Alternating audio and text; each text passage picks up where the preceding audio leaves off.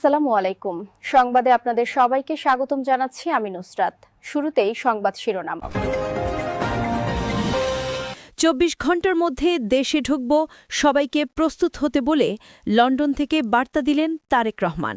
প্রায় ১৭ বছর পর নির্বাসিত জীবন শেষে দেশে ফিরছেন বিএনপির ভারপ্রাপ্ত চেয়ারম্যান তারেক রহমান। তারেক জিয়া দেশে ঢুকলেই সেনাবাহিনীর হাতে গ্রেফতার হবে ঘোষণা দিয়ে যা বললেন সেনাপ্রধান ওয়াকার উর-জামান। নির্বাচনের আগে কোথাও পালাতে পারবেন না ডাক্তার ইউনূস, হঠাৎ সবার সামনে কেমন ঘোষণা দিলেন সেনাপ্রধান। সর্বশেষ জানিয়ে দিব, এবার ধরা খেল হাসিনার যাবতীয় অপকর্মের সমর্থনকারী, মদখোর, নারীলিপ্ত ও দুর্নীতিবাজ রাষ্ট্রপতি আব্দুল হামিদ। এতক্ষণ শুনছিলেন সংবাদ শিরোনাম, এখন বিস্তারিত। ঢাকার রাজনীতির আকাশে হঠাৎ করে নেমে এসেছে বজ্রপাতের মতোই ঘোষণা। দীর্ঘদিন লন্ডনে নির্বাসিত জীবন কাটানো বিএনপির ভারপ্রাপ্ত চেয়ারম্যান তারেক রহমান হঠাৎ করেই দলীয় নেতাকর্মীদের উদ্দেশ্যে পাঠালেন এক গোপন বার্তা। সেই বার্তায় তিনি স্পষ্ট ভাষায় বলে দিয়েছেন, আর মাত্র ২৪ ঘণ্টার মধ্যে তিনি বাংলাদেশে প্রবেশ করবেন। এই এক লাইনে যেন জমে উঠেছে গোটা দেশের রাজনৈতিক অঙ্গন। বিএনপির ভিতরের সূত্র জানাচ্ছে, লন্ডনে একটি নিরাপদ বাসভবন থেকে ভিডিও কনফারেন্সিংয়ের মাধ্যমে দলের শীর্ষ পর্যায়ের নেতাদের সাথে জরুরি বৈঠক করেন তারেক রহমান। বৈঠকের এক পর্যায়ে তিনি দাঁড়িয়ে বলেন, আমি আর দেরি করতে চাই না, আগামী ২৪ ঘণ্টার মধ্যে দেশে ফিরব, সবাই প্রস্তুত থাকুন। এই ঘোষণার পরপরই মিটিং রুমে উপস্থিত নেতারা একে অপরের দিকে তাকিয়ে থাকেন। কেউ বিশ্বাস করতে পারছিলেন না সত্যি কি ঘটতে যাচ্ছে। বাংলাদেশের রাজনীতিতে তারেক রহমানের প্রত্যাবর্তন মানেই নতুন এক শক্তিশালী ঝড়। তিনি ফিরে এলে সরকারের জন্য পরিস্থিতি নিয়ন্ত্রণে রাখা কঠিন হবে, কারণ দেশের ভিতরে বিএনপির সাধারণ কর্মী থেকে শুরু করে সিনিয়র নেতা পর্যন্ত সবাই বহু বছর ধরে অপেক্ষা করছে এই দিনটির। বিশেষ করে গত বছরের রাজনৈতিক অস্থিরতা, আওয়ামী লীগের পতন ও নতুন ক্ষমতার ভারসাম্যের প্রেক্ষাপটে তারেক রহমানের আগমন যেন নতুন আগুনে ঘি ঢেলে দেবে। প্রশ্ন উঠছে, তিনি কি সত্যি নিরাপদে দেশে ঢুকতে পারবেন? রাজনৈতিক বিশ্লেষকরা বলছেন, তারেক রহমানের এক ঘোষণা কেবল বিএনপি নয়, বাংলাদেশের প্রতিটি রাজনৈতিক শক্তিকেই নাড়িয়ে দিয়েছে। কারণ তিনি দেশে ফিরলে প্রথমত দলের মনোবল অস্বাভাবিকভাবে বেড়ে যাবে, দ্বিতীয়ত বর্তমান সরকারের সাথে নতুন সংঘাত অস্বাভাবিক হয়ে উঠবে।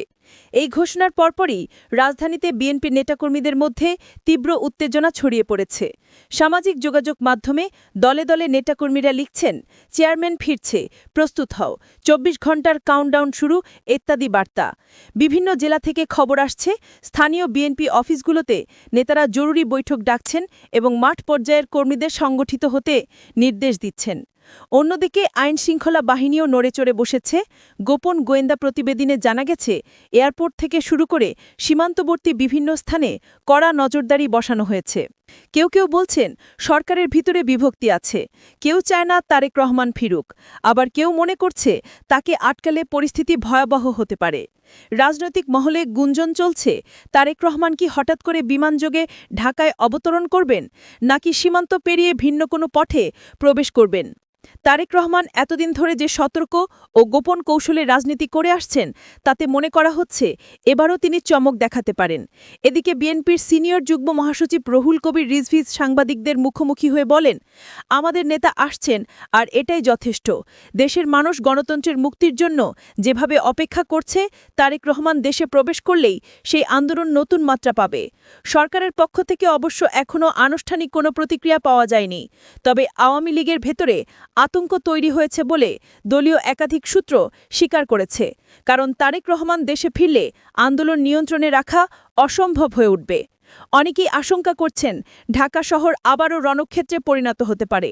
রাজনীতির পুরনো পর্যবেক্ষকরা বলছেন, ২০০৭ সাল থেকে তারেক রহমান দেশের বাইরে আছেন।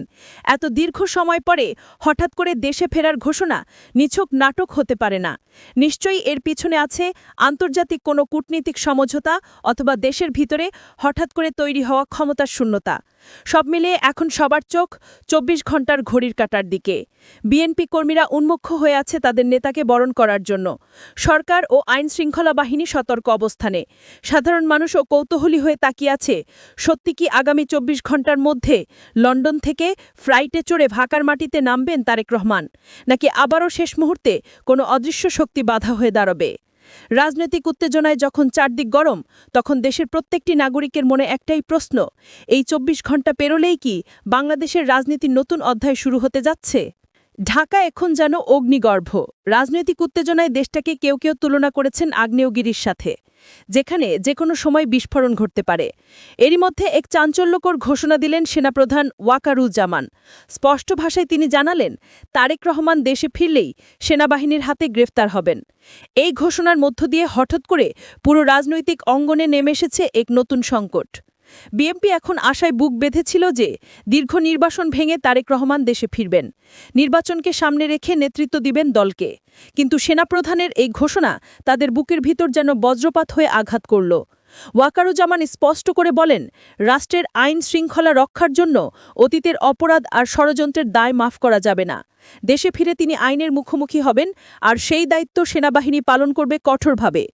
ঘোষণার পরপরই ঢাকার রাজনৈতিক মহলে শুরু হয়েছে তুমুল আলোচনা। বিএনপির শীর্ষ নেতৃত্ব এখন দ্বিধায় ভুগছে। তাদের নেতা যদি বিমানবন্দর থেকে সরাসরি সেনা হেফাজতে চলে যান, তাহলে দলের মনোবল ভেঙে পড়তে পারে। অন্যদিকে আওয়ামী লীগ এবং তাদের সমর্থকরা এই ঘোষণাকে স্বাগত জানিয়েছে। তাদের দাবি, তারেক রহমান বহু বছর ধরে বিদেশে বসে দেশের বিরুদ্ধে ষড়যন্ত্র করে আসছেন, এখন বিচার এড়ানোর সুযোগ নেই। সেনাপ্রধান ওয়াকারুজ্জামানের এই ঘোষণার মধ্যে আছে আরও এক ধরনের রাজনৈতিক বার্তা। তিনি বলেছেন, বাংলাদেশ কোনো ব্যক্তির দয়ার দান নয়। যারা মনে করেন তারা বিদেশে বসে নির্দেশ দিবেন, দেশে অশান্তি তৈরি করবেন, তারা ভুল করছেন। দেশের আইন সবার জন্য সমান। রাজনৈতিক বিশ্লেষকরা বলছেন, এই বক্তব্য শুধু তারেক রহমান নয়, পুরো বিএনপির জন্য এক ধরনের সতর্ক সংকেত। সেনাবাহিনী পরিষ্কার জানিয়ে দিল, নির্বাচনের আগে তারা যে কোনো পরিস্থিতি মোকাবেলা করতে প্রস্তুত। ঢাকার রাজপথে এরই মধ্যে পুলিশ, র্যাব আর সেনাবাহিনীর টহল বেড়ে গেছে। হজরত শাহজালাল আন্তর্জাতিক বিমানবন্দরে নিরাপত্তা জোরদার করা হয়েছে। কেউ কেউ বলছেন, এ যেন এক অঘোষিত যুদ্ধাবস্থা। এদিকে বিএনপির ভিতরে তীব্র অসন্তোষ। দলের মহাসচিব মির্জা ফখরুল ইসলাম আলমগীর বলেছেন, তারেক রহমান আমাদের গণতন্ত্রের প্রতীক।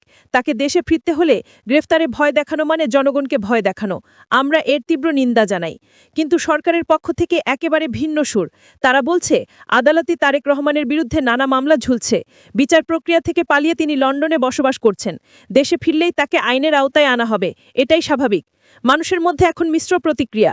কেউ মনে করছে এটাই সময় তারেক রহমানকে দেশে এনে বিচার করান, আবার কেউ বলছে তাকে গ্রেফতার করলে দেশের রাজনীতি আরও অস্থিতিশীল হয়ে পড়বে। তবে একটি বিষয় স্পষ্ট, সেনাপ্রধান ওয়াকারুজ্জামান তার বক্তব্যের মধ্য দিয়ে এক ধরনের চূড়ান্ত অবস্থান তুলে ধরেছেন। তিনি যে শুধু রাজনৈতিক বার্তা দেননি, তার সঙ্গে দিয়েছেন আইন শৃঙ্খলা রক্ষার কঠোর প্রতিশ্রুতি।